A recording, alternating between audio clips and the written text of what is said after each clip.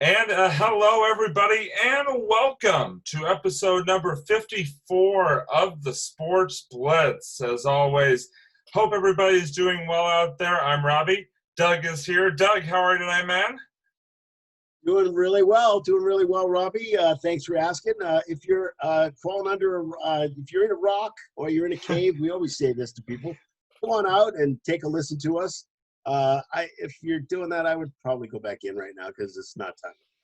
But you can, because we have a really, really special guest. We're so excited that he's here. So, Robbie, take it Yeah, away, man. very, very excited to welcome to the show. He is the head baseball coach at Babson College. He also works on the staff for our hometown Boston Red Sox and was sort of a small, short story here was actually I took hitting lessons from this guy back when I was in middle school, which we were just reminiscing about off the air. Matt Noone is our special guest here tonight. Very excited to have him on. Matt, thank you so much for joining us and welcome to the show. How are you? I'm great, and I guess I'm not a very good hitting instructor because I drove you into the sports media business instead of to the big leagues, right? Well, it's funny because on the side, I mean, one of my many jobs now is actually I am teaching baseball myself, and sort of dabbled in the coaching, and training ranks. So I guess it probably did rub off, seeing the fact that I have taken that as part of my career path. But I have the first to admit I was not the varsity level athlete that many are, but I definitely loved the game and enjoyed the time working with you. And like I said, just really really appreciative of you having you on, as obviously in these difficult times, definitely people with some degrees of busyness. But I kind of wanted to start off with just sort of for the folks at home that may not know you and your background, you know just sort of maybe talk a little bit about, obviously you've been a longtime coach at Babson, entering you just finished up your 18th year in the spring of 2020, but just sort of just take folks on through sort of your background and just what made you really fall in love with the game of baseball, and also what made you interested in getting into the coaching ranks to begin with. Well, I always loved baseball as a little kid, and watching the Red Sox was always one of my favorite things to do. Loved playing ball in the backyard. Had a couple brothers that we were always throwing a ball around, playing wiffle ball. So I always enjoyed it. I played little league. I kept playing and playing and playing, and then I was fortunate enough, while playing in high school, I had a couple good mentors that kind of directed me and helped get me to play some college baseball. And then it was really when I was in college where I was surrounded by guys who truly loved baseball like I did, that I felt like my passion for it took off. And then I had great coaches in high school, and I had a really good college coach. And I kind of always admired their lifestyle and what they did. And at an early age in college, I wasn't sure I wanted to be a coach per se, but I always paid attention because I said, one day I'll probably do some coaching. And then I was fortunate, graduated from Princeton 1990, and as I was going through the spring kind of job search, I wasn't sure what I wanted to do. And I said, you know what, maybe I'll try teaching and coaching for a year and see what happens. And I was really lucky. I had my former baseball coach and hockey coach help at St. Sebastian's, where I went to school. They helped me land an internship position as a young kid, and started teaching and coaching there at 22 years old, right out of college. Kind of fell in love with it. And I was kind of at first, I was, I'll do it for a year and then see what I want to do. And then kind of each year I fell in love with it more and got hungrier with it. And I did that. And then what's interesting, my college roommate's dad was the baseball coach at Northeastern. and they had a pretty good program, but they didn't have a lot of coaching help. So he was looking for a pitching coach. So it kind of coincided with me getting an internship teaching high school. I kind of had a part-time coaching job offered at Northeastern. So I was able to teach high school, learn. I was coaching football and hockey there, and then also coach college kids. So I was coaching, 7th grade hockey. I was coaching assistant varsity football, and then I was lucky enough to do some college coaching. So I was kind of doing that for a good 10 years. In summer times, I did some really neat things. I had an opportunity to coach in the Cape Cod League a couple summers. I had one summer I had a chance to go to Europe and coach with a USA Baseball Envoy program. And then after I think I was 10 or 12, about 12 years of doing that kind of rat race, the job opened up at Babson, and I didn't know much about Babson. I applied for the job, got it, and it was a full-time coaching gig. And I said, geez, it's what an opportunity to coach full-time and really focus on it. So again, I kind of took it with a little trepidation because I really liked what I was doing. And then here we are 19 years later, I'm still there and really lucky. And then, having the college baseball under my belt opened up a lot of doors, just in different baseball areas. And I started doing some stuff with the Red Sox, helping their scouting department and running trials. Robbie and I were talking before about a trial camp that was being run that he remembers watching back in the day. And then that led me to doing some more stuff with the Red Sox. And then for the last about 16 years, I've been a left-handed batting practice pitcher and kind of a staff assistant for the Red Sox. So I've been really lucky. I've spent my adult life around sports and in particular baseball. And, just I feel really lucky and blessed that I get to do it. And, it keeps you young. I look at myself for these Zoom calls. I'm getting older looking, but I don't feel older because I'm around kids in baseball every day. Yeah, no, it's funny. We were talking off air about that tryout, and I apparently unknowingly watched Mike Yastrzemski of the San Francisco Giants play or try out during that time. He was working out. He was a high school junior. And the one thing I remember about him, besides, his famous grandfather and his name, I remember what an arm he had in right field. But never did I think he'd end up being the star that he is now. So I'm rooting hard for him to get that National League MVP.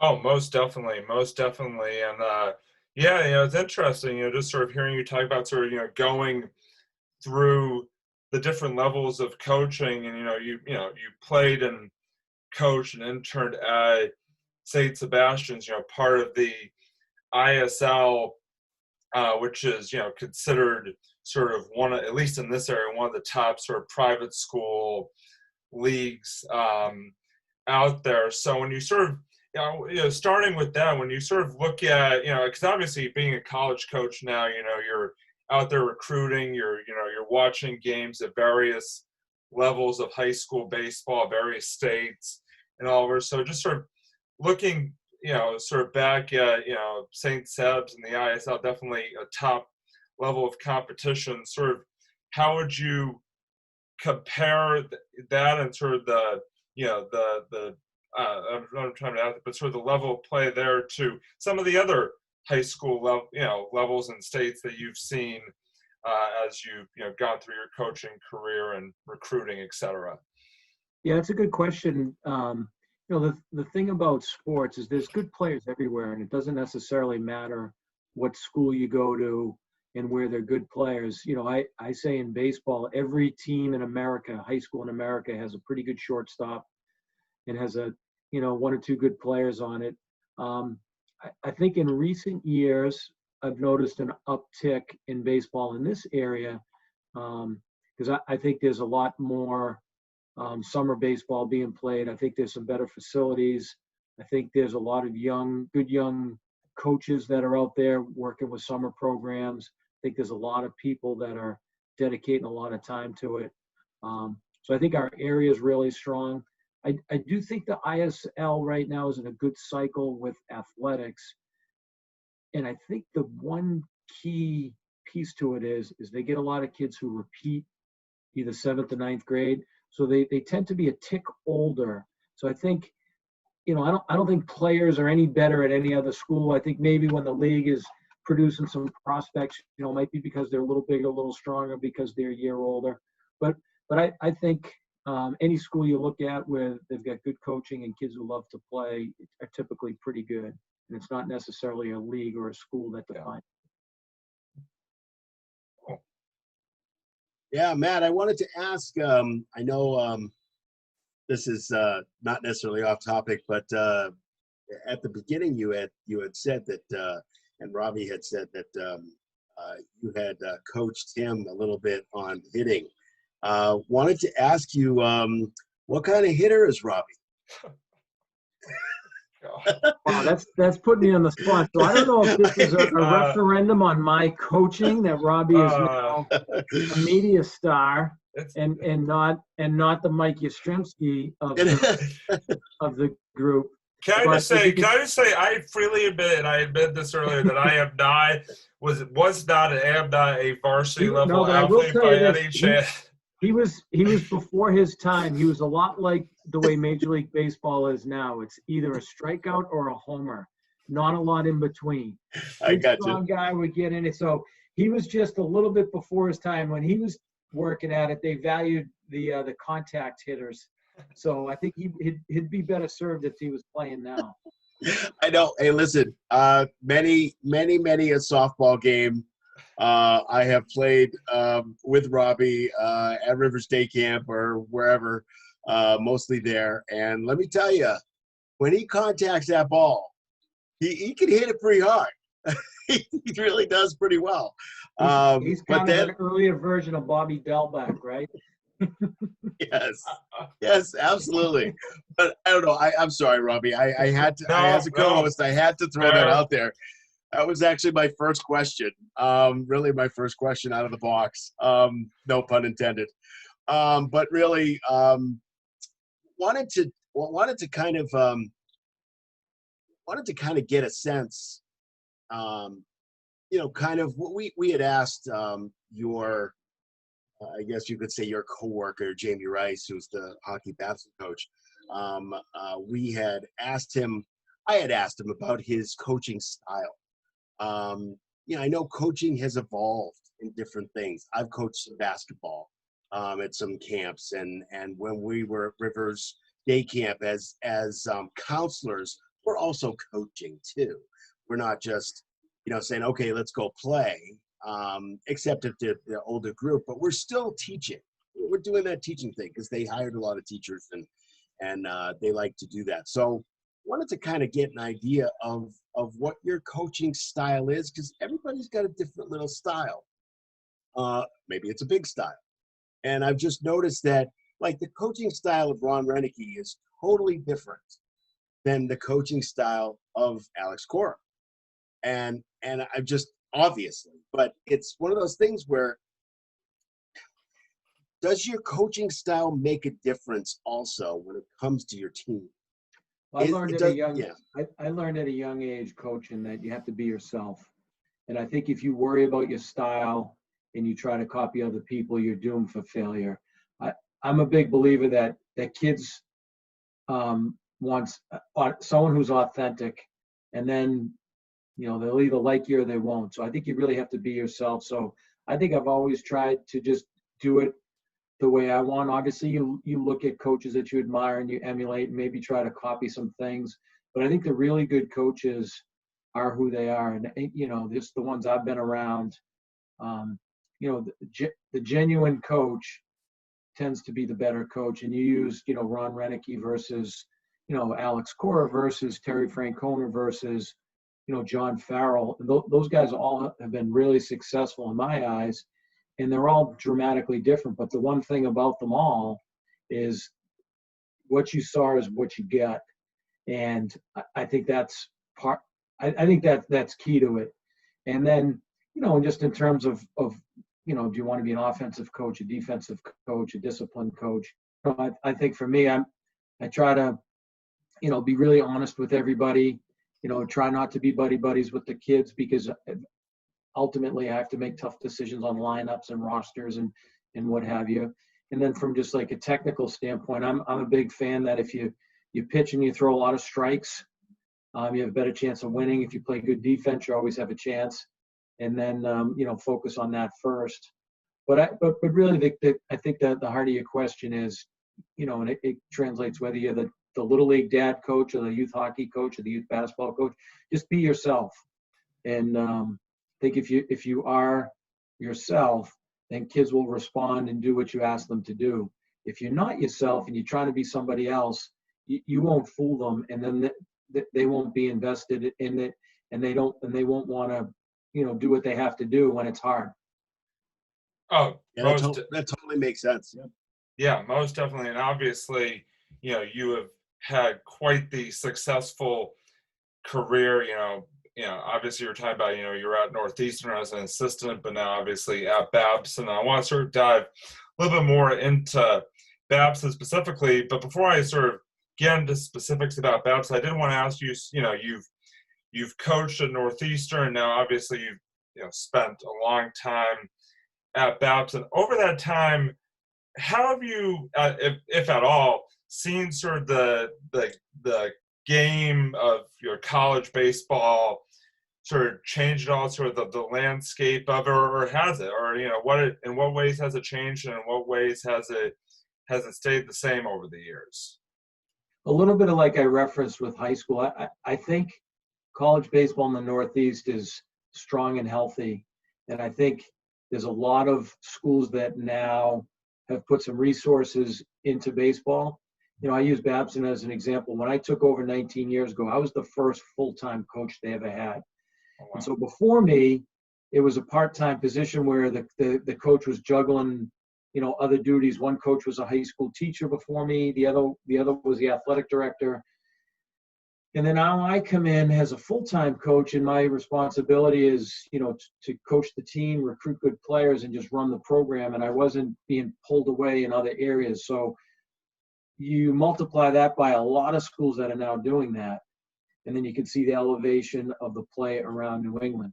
When I started at Northeastern in 1990, the head coach there, Division I program that was playing a top schedule, University of Miami, Ohio State, that first year I coached them,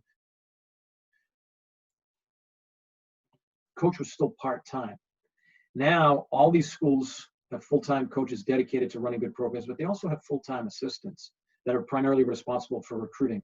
And I think because of that, there's so many good baseball programs, Division I, II, and III in New England. And as a result, there's really good baseball being played.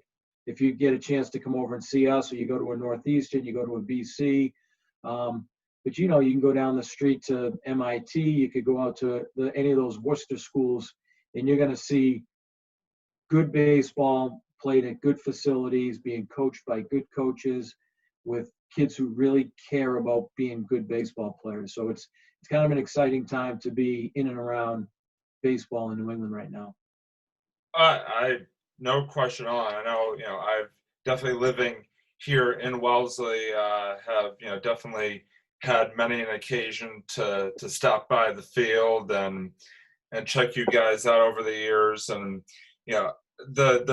obviously you've had a lot of success. I was sort of glossing back through, sort of just the records and all that from your time at Babson. I mean, it's constant, NUMAC tournament champion, NUMAC tournament finalists, NCAA regionals, all these different things. I guess, when you look back at, so far your time at Babson, just sort of what are some of the things that, have made that you've seen in the teams that have been the most successful that you've had? Sort of what are some of the things that you have seen in those teams that just sort of tell you, this team has it, sort of the, just the, what sort of things stand out for those teams that have really been successful during your time there?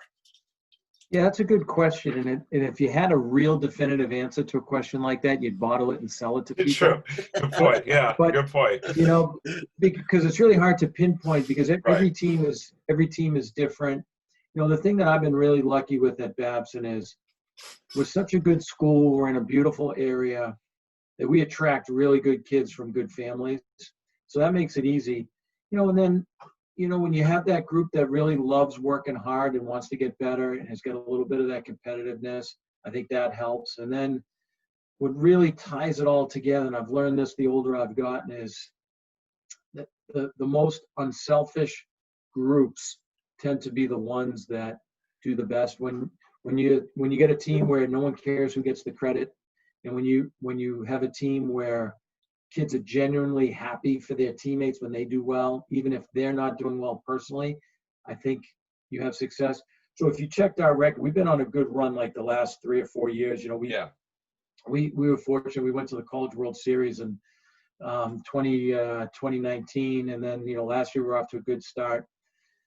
But a lot of people ask me about that World Series team, and the origins of that team, to me, I can pinpoint the exact moment where it came to fruition. We were coming off a really bad year about 4 or 5 years before that, and it was the only year we finished under 500 in my time at Babson. So the next year, we worked really hard at team concept and all those things, and we were playing a game against MIT in a tournament, and our starting catcher for that year was a captain. And he just had a terrible year. And about 3/4 of the way through the year, halfway through the year, he lost his starting position to backup catcher, who was also one of his friends, kind of a DH type who played a lot, but so the starting catcher captain lost his job. We're in the playoffs of the tournament, and we hadn't won a playoff series in a couple of years, and we were a little bit of the underdog. We're in game 3 of a battle. And the catcher who replaced the starter hit a grand slam in the 8th inning. The senior captain who lost his job was down in the bullpen, like catching. And anyone that knows baseball knows that bullpen catching is just, it's a tough job and it's not glamorous. And when you go from the captain starter to the bullpen catcher, that's as big of a demotion as you can get. But I was coaching third base. Our bullpen is down the right field line. I'm looking right in. George hits the grand slam, and the kid who was replaced was catching the bullpen, rips off his mask. He sprints to home plate with the biggest smile and was the first one there, hugging him. And when I saw that moment, I still get chills thinking about it, because I knew that we had something special. Because when people can have genuine happiness for somebody else, that's like the selfless team that happens. And if you remember when the Celtics won their last world championship, that was kind of their mantra a little bit too. It was just that pure joy for your teammates. And it's easy to say, it's really hard to put in practice, because kids will fake it, be happy, but ultimately everybody wants to be the man. But when we saw that was kind of the birth of that run that we had of about 4 years. And I hopefully we're still in it. We'll only know if we, get on the field and it comes to fruition. But that was like a real tangible example. And I was so lucky, I was 16 years into my head coaching career to kind of witness that moment and to see it. But to answer your question in a really long-winded way, I think when you get a group that cares more about the greater good than themselves, then you get a chance to be pretty good. Yeah, and it's funny you bring up that 2019 team, because obviously I had the opportunity. One of the questions I want to ask you, it's kind of a good segue, was that was the first year that you guys made it to the College World Series in program history. You'd been to the regionals a lot, and the unique thing about that season was that they began kind of like Division I has been doing for several years, was the super regionals. So before, I think it was just the regionals, then the championship tournament, and then starting in 2019. And you and your team actually had the opportunity to host the super regionals that year against SUNY Cortland, I remember. And I went to game 2 of that series when you guys were able to clinch that spot, which was really cool. So I wanted to know, what was that like for you talked about sort of that run and sort of sort of bouncing back over that few year period. What was that just like for you as a coach to have your program sort of be able to be showcased like that, obviously make it out of regionals to the super regionals, to be able to play at home as well. Just what was that? Yeah, it was unbelievable. It was unbelievable. Yeah, you were there. I remember seeing you there. Yeah, it was unbelievable because it was when you're coaching your team, you start the year in Florida, and we were in Texas, and we travel, and we get some rainy day games that are away. We were having a good year, but when you get to host an event like that, you get to share so many people along the way. So we had a fantastic crowd. It was like spectacular weather, but what was so special about it, for me personally, was there were so many people that were there rooting for us, and that they were able to share in our happiness. And then you multiply that by every kid on the team had family and friends, and they were neighbors, they were coaching pals of mine that had never seen us play that came. I had family, so it's really lucky. The year prior, it was a different setup. It was just regionals and then to the World Series. Right. And we were one game away from the World Series, but we were in York, Pennsylvania, sitting through rain delays with nobody there really sharing it with us. So this was so cool to have just Babson people, Wellesley people, Needham people, family, friends, and I was really proud of our guys because we were pretty good. We played really well. And in some ways, I was like the proud father. I was able to show off my kids to everybody, because they were just a fantastic group of seniors and underclassmen, and they were such great teammates to each other that it was so nice for them to win it on home turf and to let everybody see it. And it was 2 nail biter games. We won in extra innings, I think, or a walk off on the first night. And then we hung on for a 2-1 win. In the second one, we struck out the guy with the guy on third to win it, and the kids dogpiling. It was like, I'll never forget it. Looking back on it, I wish I could have enjoyed it more in the moment.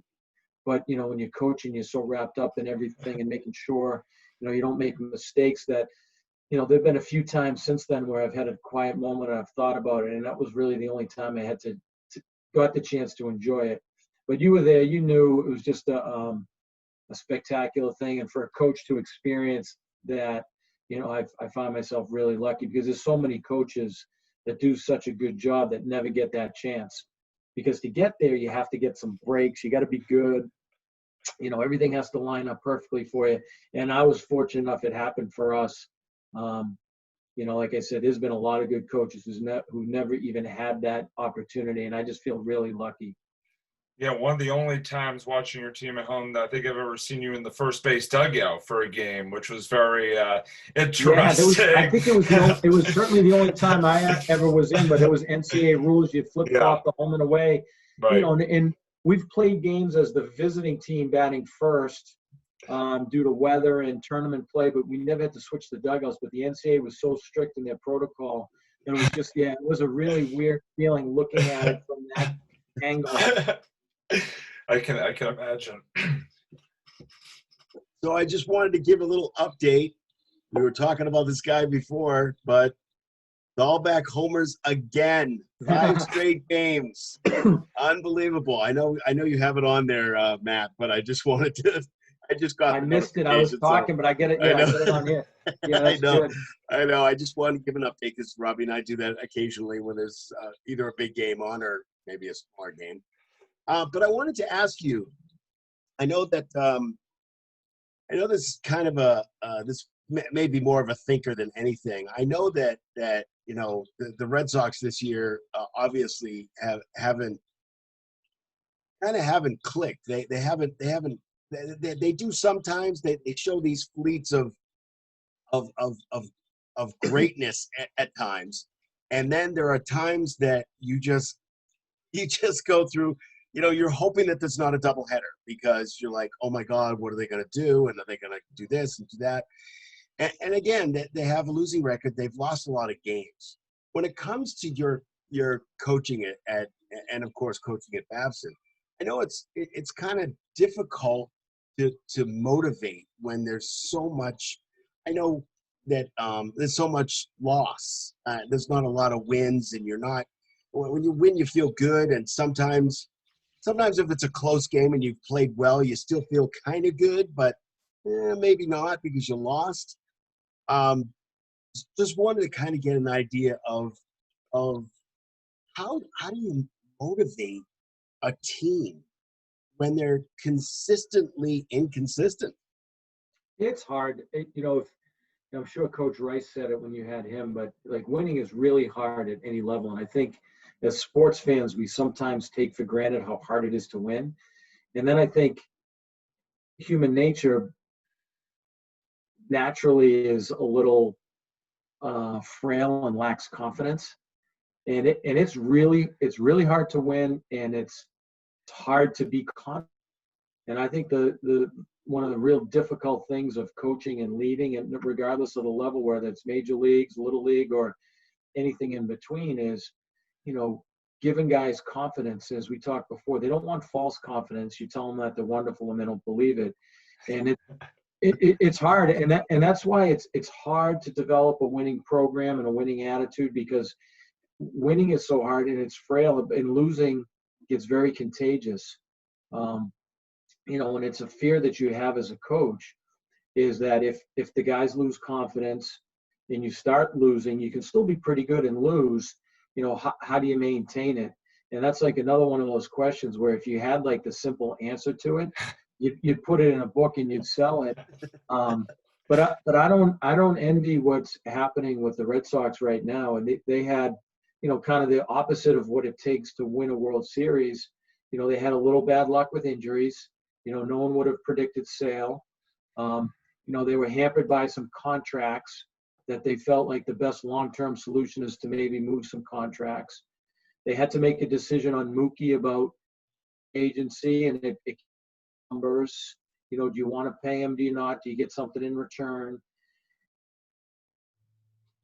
And then they got in a little bit of a rut coming out of the gate. A couple guys, the bullpen wasn't what they thought it was going to be, and then they kind of sold off some parts. And the danger is, you have a losing season under your belt. You got to do something to make sure next year it's not, because it can spiral very quickly. And you see teams in every sport at every level, you can get on a run nice and easy and win some games, but you can also get on a run and lose some games. So my hope is, they get healthy with the pitching, they make a couple moves over the winter, and they can get back to being what the Red Sox should be, which is a top division team. It sounds logical. Of course, it's tough when you lose. I wanted to know whether you've ever experienced that confidence level in hitting, because I know you've done a lot of hitting, coaching the hitting part of baseball. That sometimes can be difficult too. It's the most difficult thing, and yeah. I tell you, I've been really lucky, working with the Red Sox. I'm in the batting cage with them. Then I do my college teams, and then I run summer camps all year long. And I joke, I said on a given day in the summer, I can work with a 6-year-old all the way up with guys in the major leagues, destined for the Hall of Fame, and everything in between. And the amazing thing about that is there's so many similarities between 6-year-olds and major leaguers and everything in between. And one of them is just the thing about a hitting slump. And a hitting slump, whether you're 6, 16, 26, or 36, and in your career, will bring you to your knees in tears. It's part of what makes baseball great, is because when you finally come out of it and you overcome it, it's such an amazing accomplishment. But I literally have seen major league players cry like the kids at camp when they're in that helpless feeling of the slump, wondering if their career is going to end.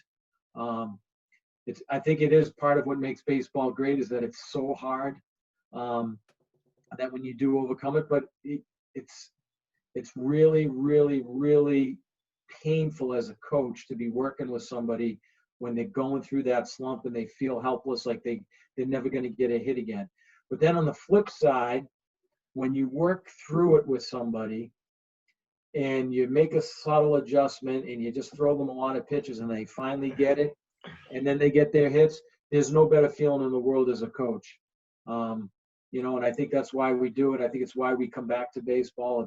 It's why we spend all the time in the batting cage, because when it comes together, it's just beautiful thing. Yeah, I mean, that is true. And I know from my own personal experience, I mean, when working with kids and, playing myself, when you're not hitting, it can definitely be frustrating. But when you sort of break out of that struggle, it's definitely a really great feeling. And I wanted again, we were just talking about the Red Sox and your work with them, so I wanted to dive into that a little bit here. Just sort of, can you just talk about what that experience has been like for you, especially someone grew up watching the Red Sox, a Massachusetts guy, and what's it like to work for them, and also during that time. I mean, I know you came on right around when they finally reversed the curse back in 2004, and obviously have won 4 World Series since then. So obviously it's great from a fan's perspective to see all those titles, but I'm just curious, what's it like from sort of a staff perspective? Yeah. So I tell everybody, so the first weekend I went in and had the opportunity to do it, I said, if that was the only time I ever did it, I would have stories for a lifetime. And then next thing you know, I started in the All-Star, right around the All-Star break in 2004.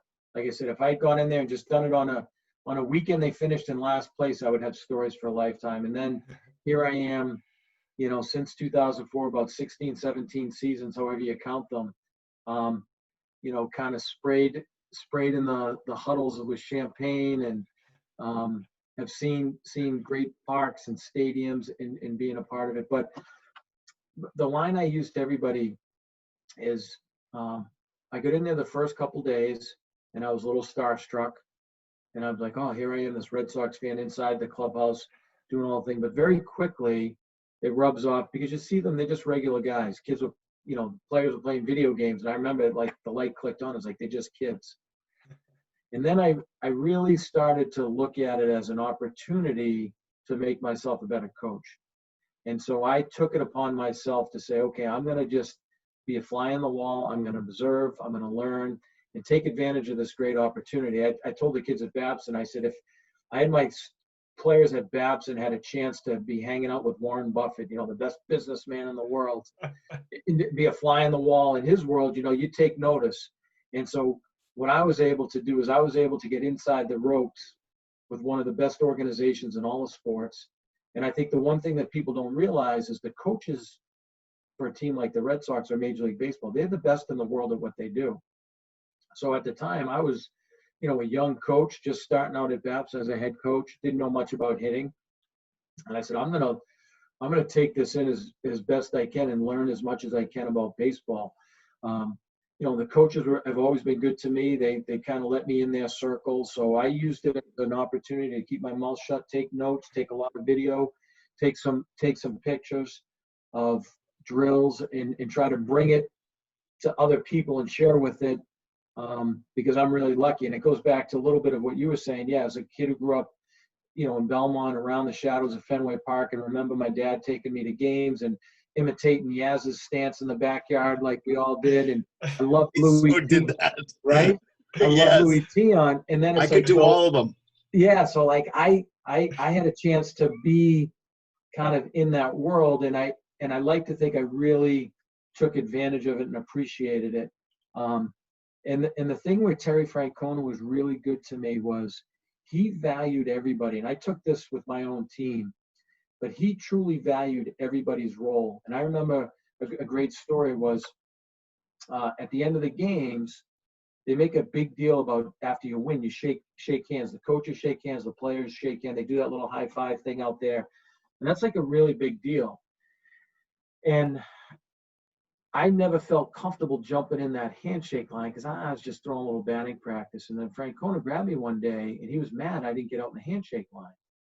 And he said to me, if you don't think your job's important, then you shouldn't be here. And it really like struck a chord with me.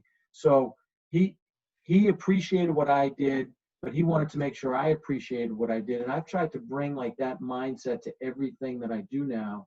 It's like, yeah, you have to value everything that you do. So it's stories like that that I feel like incredibly lucky that I have taken away from the Red Sox and tried to bring it to other parts of like my professional life and career. And then on top of it, I love sharing cool stories because I would want to hear them from people that I know. So I've been lucky. You know, I was in Yankee Stadium for the comeback in '04. Wow. You know, I was on the field celebrating the World Series in the different places. You know, I've been really lucky to kind of see it as both a fan and then the professional part of it. You know, I kind of been around enough to know I get my run at Fenway Park. You know, I've watched a lot of games from the dugout. I've watched a lot of games from the Green Monster. You know, I can kind of walk around the park with my ID, and people know who I am because I've been around. So I've been really lucky that way. And I always try to appreciate it because I think of just like how cool it would be if you never had a chance to do it. And there are some days when you know, dragging in there on a hot summer day, and then I'll see somebody on the field for like batting practice, and you see how excited little kids are to get there. And it's always like a good wake up call for me saying, geez, you know, you really are lucky to have this access and to be a part of it. Definitely. And it's interesting because I was sort of looking back, and during your time at Basman, you have had multiple players who have actually been drafted into the major leagues. And so I was curious, you know, that time working with the Red Sox, sort of how has that enabled you to sort of go back and really teach these kids that, I mean, obviously, you know, teach these kids, you know, if you really, really, you know, want the chance to, you know, potentially play professional ball someday, you know, you have to, you know, what are some of the lessons that you've taken away from working with the Red Sox that you could take back to the Babson kids and say, like, The thing you is, know, like, it's made yeah, my job easy in some ways because, you know, the kids want to do that and they know I have the access to it. So a lot of times I show them drills they do, and sometimes they're like simplest drills. You know, the one that always cracks me up when I'm working with players is, you know, you bring out the batting tee and, you know, kids roll their eyes. It's like, oh, the T-ball. And then I got video of David Ortiz yeah, hitting off the tee and Dustin Pedroia. it's important. It's very And it's like important. those Yeah. things. So in some ways, like my access and my role with the Red Sox has made my coaching a lot easy because I can say this is what they're doing, and they believe me. You know, we talked earlier in the call about being authentic as a coach. It's like I can say, hey, look, this is what they're doing. You know, one of the things that I think we've gotten better at since I've been working with the Red Sox, I think we've been better base running because I tell the guys, I'm like, these guys work at base running in practice. Like during batting practice, they run the bases with a purpose. And that's like one of the hardest things for a coach to get through to players is that when you're taking batting practice, you got to work other parts of your game. And when I flat out say, this is what they do, and then I see our guys do it, I realize, you know, they've just made my job that much easier. Yeah, without a doubt. I mean, I can only imagine. I mean, you know, just like I said, that experience. Yeah, it's amazing that you've been able to sort of do that. You know, and like I said, look at it from a fan's perspective, but also a coach's perspective, because obviously not a lot of college coaches, I'm sure, really have that opportunity to work, you know, on the side with a major league club. No, like like I the said, Red I'm really Sox. lucky. I'm really lucky in that. I try to share as much as I can with coaches that appreciate that. You know, and I think you know, I would want it if I knew somebody that was doing it and they'd want to share it. So I try to share both, kind of the fan perspective plus the professional perspective. Yeah, I definitely want to hear more stories, Matt. Yeah. That's the first thing. I love these stories. I think they're fabulous. They're behind the scenes that we don't get to see. You know, you get to see, you know, maybe you get the DVDs and they have that extra footage of the you know, And I've inside the always locker loved that room. stuff. Yeah, and then to see it, yeah, there's so many good ones. I tell you, one of my favorite ones, kind of behind the scenes. I got two favorite ones. but the first one was in '04 at the Yankee Stadium, and it was they're down 3-0. They come back and it's game 7 and it's raining, so batting practice is canceled, and it's just a long day of waiting. You kind of left the hotel early in those late TV games, so just kind of hanging around the clubhouse, and there was that kind of nervous anxiety. And that was the year that the movie Miracle came out. Oh, yes. So one of the things guys do in the clubhouse to kill a lot of the afternoon as they're waiting to get their treatment and their work done is they pop movies in. But someone popped in Miracle, and I remember this as clear as day, like that, feeling the energy of the room, that it was just like that quiet confidence. But the number of guys that sat and watched the movie Miracle, and I always remember like what a cool kind of moment this is. And I even like took a step back, and I remember seeing it, like the pitchers, it was mostly the bullpen guys, and because some guys were hitting in the cage and coming in, they'd sit down and watch a few minutes of it. And I saying to myself, how cool is this? Like one of the highlights of my youth was that Miracle on Ice hockey, and then watching these Red Sox guys before Game 7 in Yankee Stadium after this comeback, nervously watching this to kind of kill time before the game. It was really cool. Awesome. That's fabulous, and we want to hear more stories. That's the first thing, and that's because we love those stories. The other thing I wanted to ask you is, what was your toughest, and maybe it was the story that you told us before about the switching of the players there on Babson, but what was your toughest decision as a college coach? Have any tough decisions that you had to make? Yeah, I mean, I think when you're dealing with kids and baseball players and human beings, like a lot of the decisions are tough. But I think like from a coaching standpoint, the hard decisions are kind of like those last 1 or 2 cuts when it's somebody that really loves to play, and you have to be the guy that says, sorry, we don't have room for you. And I always, whenever I try to do that, I always do it in person. I don't post the list. And I always say, I know there's a coach out there that cut Michael Jordan from his high school team. And I always think, I said I could be that guy. Varsity team too. Yeah. And I said, like this decision I'm making now, I could end up being that guy, but I have to make it.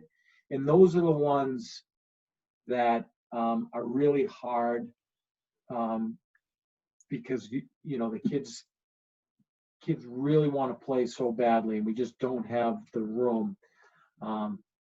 So I'll get 1 or 2 of those a year that are really hard. Who you play and who you don't play, those aren't as hard because those tend to be obvious that most people recognize. The ones that are hard are the ones where you're basically saying everything you work for, your dream of playing college baseball, it's finally over, and it's because of the decision I make. A lineup decision, it's like, all right, something happens, you might get another shot at it, but this could be the end for the guy. So I think those are the ones that I hate the most, and those are the ones I literally lose sleep over, thinking about them and agonizing over them. Definitely. I mean, I can only imagine that kind of plays into something I was curious about. Obviously coaching at the college level, one of the big things is at all the college levels is recruiting, and trying to go out there and I'm sure find the best players to come and play for your program. And so what is that process like, and how do you sort of go about figuring out, the who, the where, the how of how you're gonna recruit players on any yearly basis?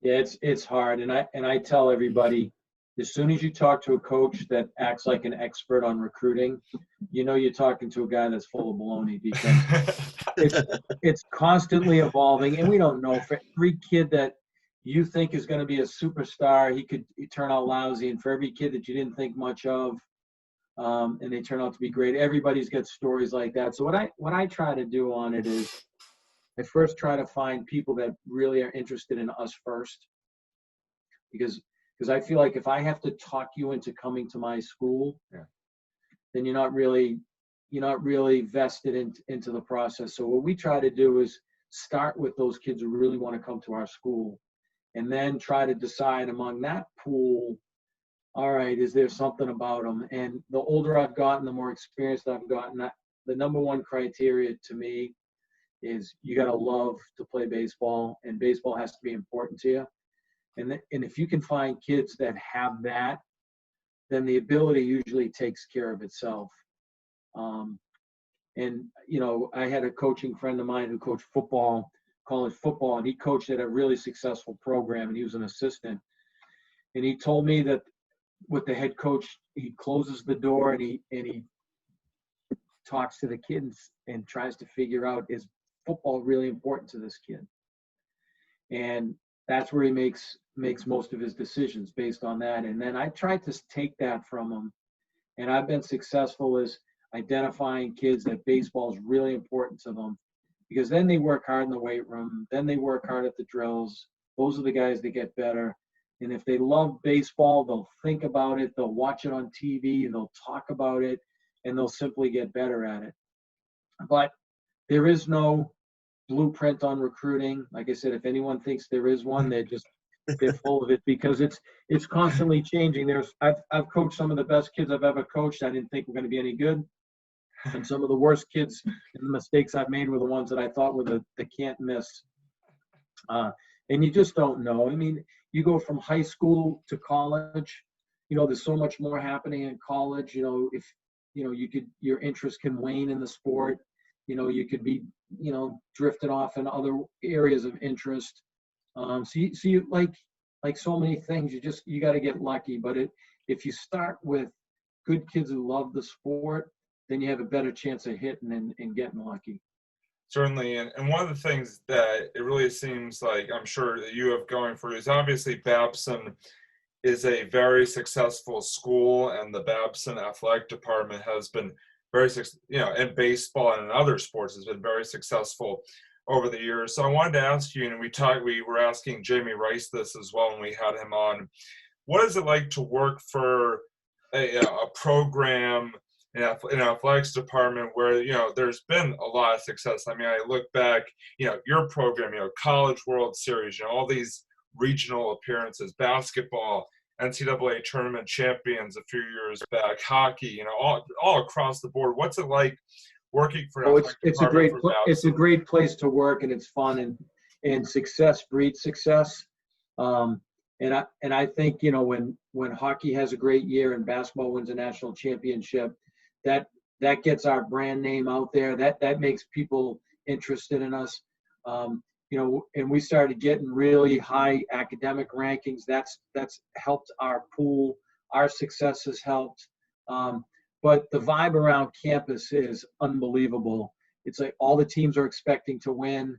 You know, we walk around with a little bit of confidence. We have great facilities. We get a supportive administration that's given us what we need to compete. You see it, Robbie, you're over there. We get fantastic facilities. Yeah.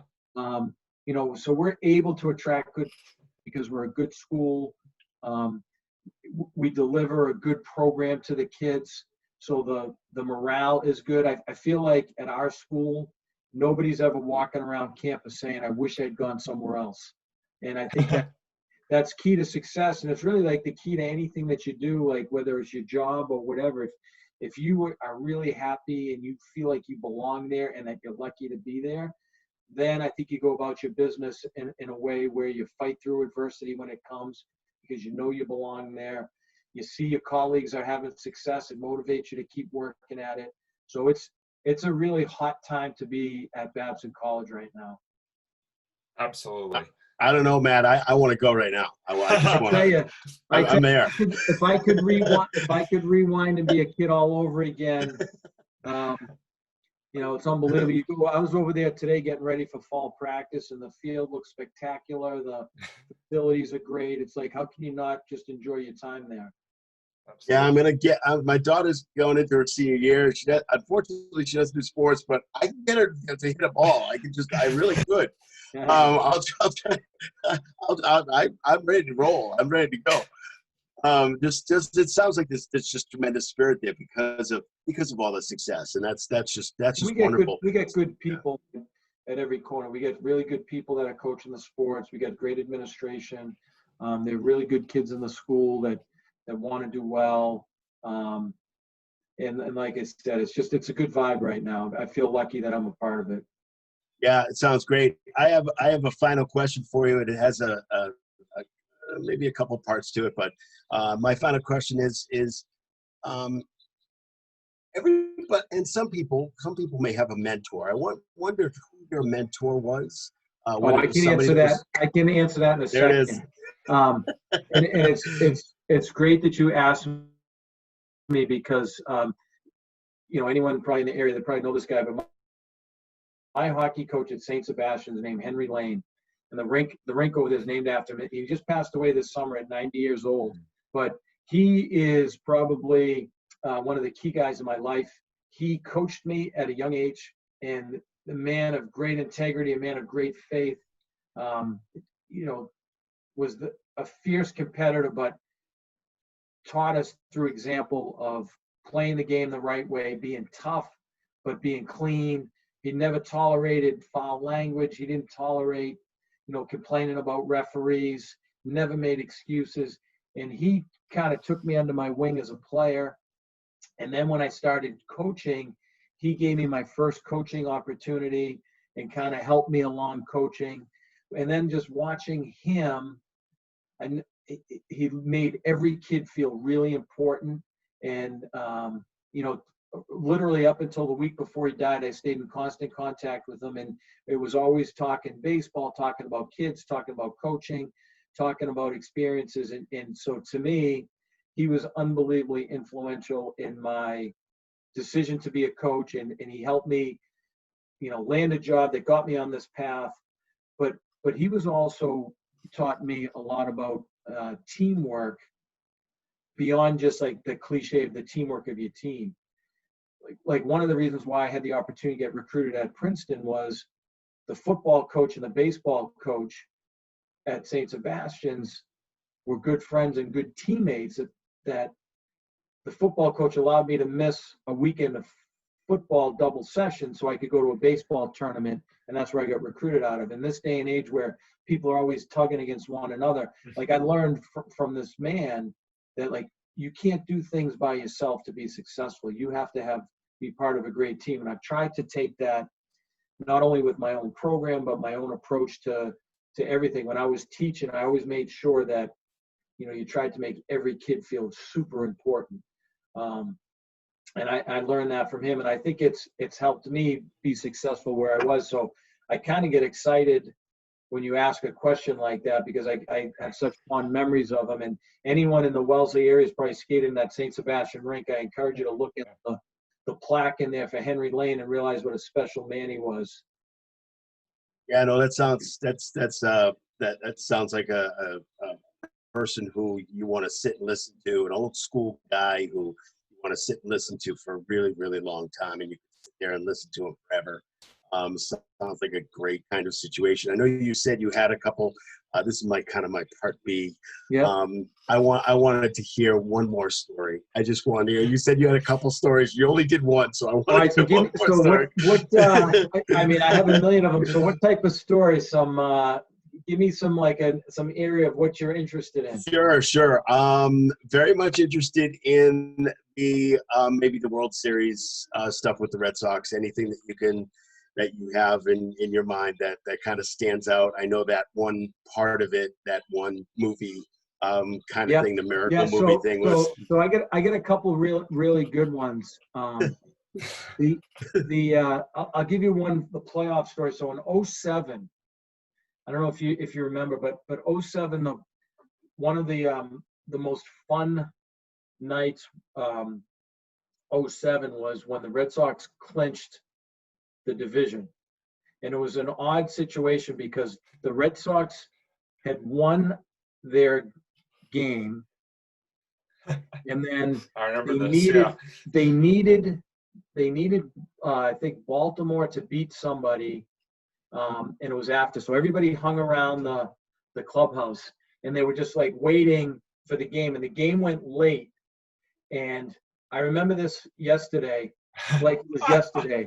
So if you remember, Alex Cora was on that team. Yeah. So Yeah, that's right. we're watching as the Orioles were playing somebody, and Was it the Yankees? Was it the Yankees? It could have been. I don't know who, but I distinctly remember the Orioles, and they're watching the game, and the game is tied, and I think it's the bottom of the ninth inning. There's a runner in third, and the batter comes up to the box, and all of a sudden Cora starts yelling, "He's gonna bunt! He's gonna bunt!" And he saw something in his eyes, and then sure enough, within 2 seconds, the guy lays down the suicide squeeze. They went, and the place goes bananas. The champagne, the whole thing.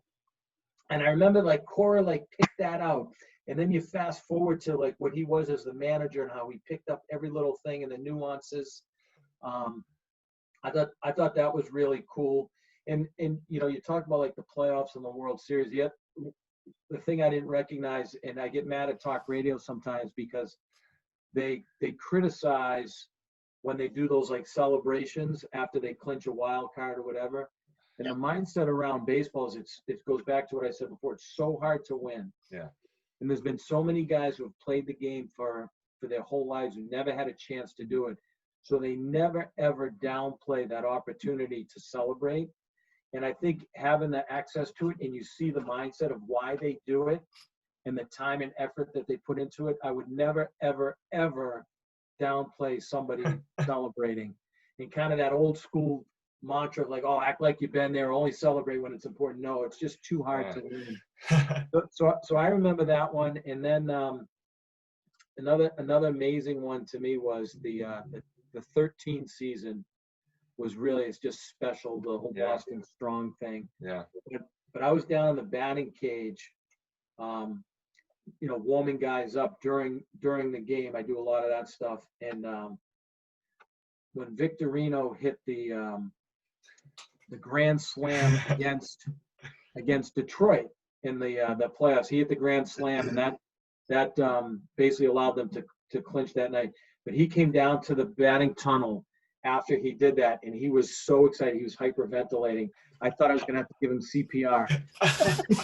Or at least a paper bag. Yeah. So there's a lot of those little ones like that. There was another time I was in the batting cage when Ortiz started a bench clearing brawl. I don't know if you remember, like he charged them out against Baltimore, and I was down in the cage, and like, the big thing is for people like me, if you go on the field, you get a $10,000 fine. So people like rushing to go out the field. I was just standing there because I'm not going to get a $10,000 fine.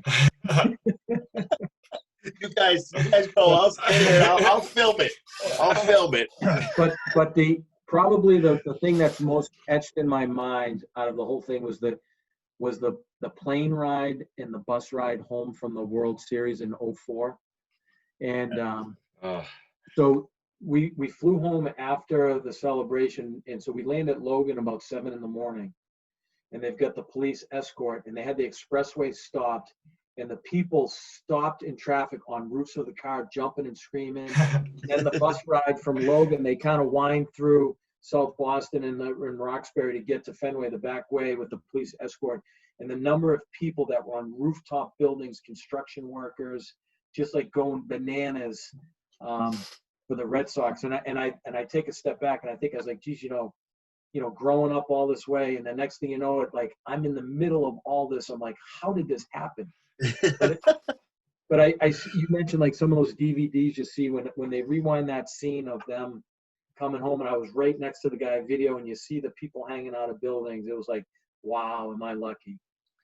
Absolutely. I remember I was at the 2013. You bring up 2013. I was at the 2013 game when Ortiz hit the grand slam, and like that was, I've been watching going to Red Sox games for a long time, and that was probably the best memory I've ever had of going to a game at Fenway.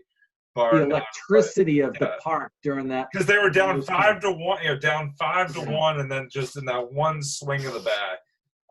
Just in the bullpen cop, the iconic photo with his hands in the air with, Torrey Hunter. I was glad Torrey Hunter was okay.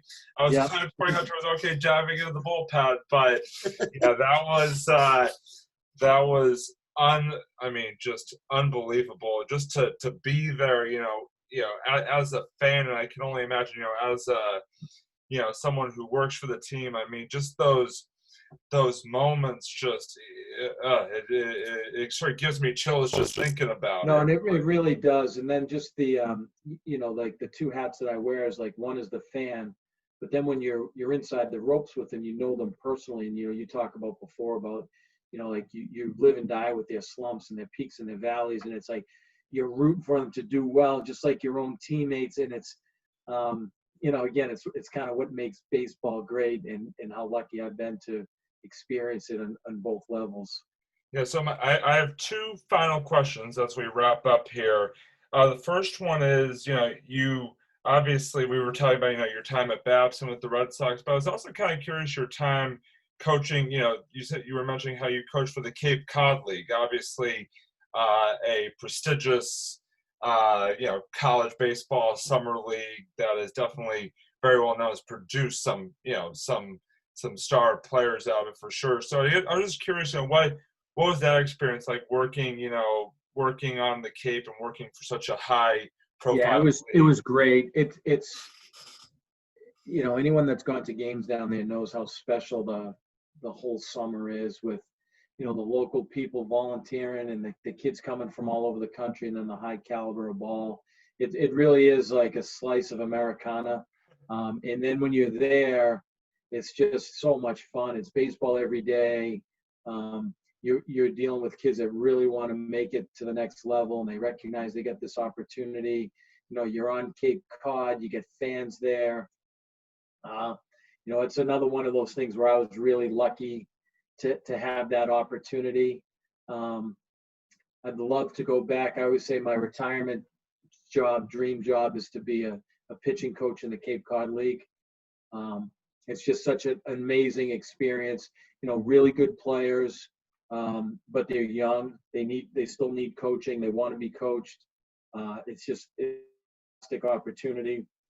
Then you get the beautiful parks like Chatham and Orleans that can do it, and the fans and the kids with the autographs, so that you can take a step back and just see, why kids love baseball, and that whole atmosphere. And then it's kind of cool to see like a young college kid is signing autographs, and how he's interacting with young kids. I think so many times, high-priced ball players get a bad rap, but when you see them at that age and how they are down there, it's really special. I've been going to Cape games since I was a young kid. I remember going to like the clinics that the teams run. I used to go to Chatham a lot as a kid, and working with those college players, Yeah, there's and nothing having better. those experiences. Yeah, it those are was like just amazing. unbelievable memories. Yeah, that's what the Cape's all about. It's so great. Yeah, you definitely look up to them. The last question I wanted to have, and I'd be remiss if I didn't ask, is obviously, this past season was interesting, to say the least, because I know you guys started your season, and then obviously, unfortunately things had to kind of shut down pretty early on. Just, if you could, just what is that like for you as a coach, of having to go through sort of an uncharted territory, I guess really is what you call it, with, having the season start up, it's like all of a sudden, that's it. Yeah, it was unique to say the least. It was uncertain because we didn't know what was going to happen, as things unfolded really quickly, and we still don't know kind of what's happening day to day. But the one thing that I was really proud of our team about is that we never got into the self-pity mode, like, oh, what was us. And I was disappointed that a lot of teams and coaches were tweeting out stuff that, acting like they got robbed. I mean, this was serious life stuff where people getting sick and they were dying and businesses were shuttering down. And so we made it a point that, we're going to handle this like we do any other type of adversity. We're going to, handle it like men. We're going to make the best out of it. And, our resolve from the very get-go was we're going to handle it, and then we're going to be better because of it when it's over. And that's kind of the approach we're taking right now, is that, yeah, it's still awkward. Practice is funny with masks and restrictions, but we're still going to have the opportunity to get on the field and practice. And when the stuff gets back to normal, then we're going to be ready to compete. And my line has been is like, when it's over and at some point they're going to be competing for championships again, I want to be ready for it. And we're not going to feel bad because we lost a little bit of baseball time. There are people that lost their careers, their livelihoods, their lives through this. And I think we've tried to just keep the positive outlook on it so that we're ready to go when it's all said and done. And I'm really confident that our guys believe that and are going to emerge when it's all said and done better and stronger. And then, I just wouldn't let them feel bad, because I use the Ted Williams analogy. I said, Ted Williams was 1 year removed from one of the greatest offensive seasons in the history of baseball. He was at the peak of his game, and then he got called to World War II, and he gave up 3 years of his professional career and risked his life to save the world. We can give up a couple weeks of our season to get this thing under control. So we've kind of had that mindset with it. So, but really, to answer your question, it was uncharted. We didn't know how to do it. This is how we're dealing with it. And I hope we come out of it better and stronger. I definitely do as well. And hopefully, you guys are able to take to the field in 2021 and continue to compete for championships. So as we wrap up here, what we like to do, Matt, is we like to sort of do a final thought. We always, invite our guests if they have any sort of final thoughts that they would like to contribute as we wrap up an episode. So is there any sort of final thought that you would like to share as we wrap up here? I don't know if I have any final thoughts, but it was fun talking baseball. Yeah. I love talking Red Sox. I love talking coaching. So you kind of tickled, my vocal cords there, and the two things I really like to talk about. So, thanks for giving me the invite to talk Red Sox, to talk coaching, to talk about Babson. Keep doing what you're doing. I'm glad, you found kind of your passion. It's what I preach to my guys, is that, we try to find our passion. And even though Uncle Charlie might have got you at some point, you couldn't hit the curveball, but I'm glad it got you into, what you love to do, and you're really good at it. And hopefully you keep going with it. Well, thank you. Doug, any final thoughts from you?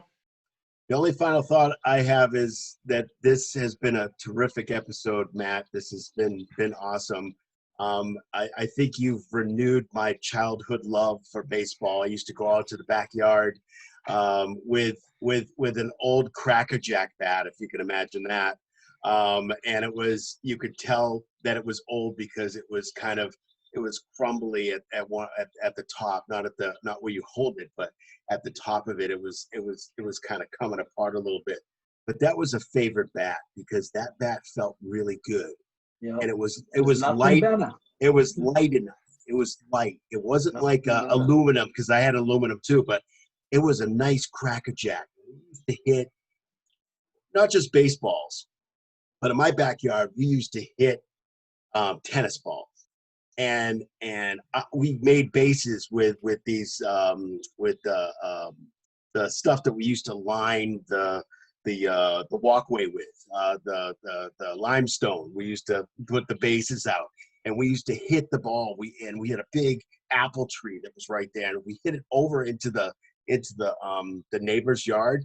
We knew it was a home run, and we were going, yeah, and we were running around the bases, and we had real gloves, and I actually had when we went to Rivers, I had a glove for my daughter because I knew she was going to play some softball or whatever.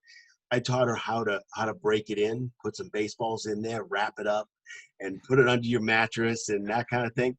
This is the stuff that I grew up with. So when I say that baseball's like kind of down here because it's a little slow to watch, I still love it. I remember those. Well, I tell you, the one good thing that came out of the pandemic, I think, is I noticed for the first time in years is that kids were riding their bikes to the park and playing on their own. I think we as adults had ruined sports there for a while. And the one good thing of shutting down youth sports and everything is kids were out playing and riding their bikes. And I see these little kids across the street from my house at the park that had never been there before hitting balls. So maybe the blessing out of this is that, we get back to the innocence of the game and get more kids playing. Absolutely. And again, I thank you. Absolutely. Yeah. Thank you for coming on, because it renewed my excitement and my passion for the game itself. I love it.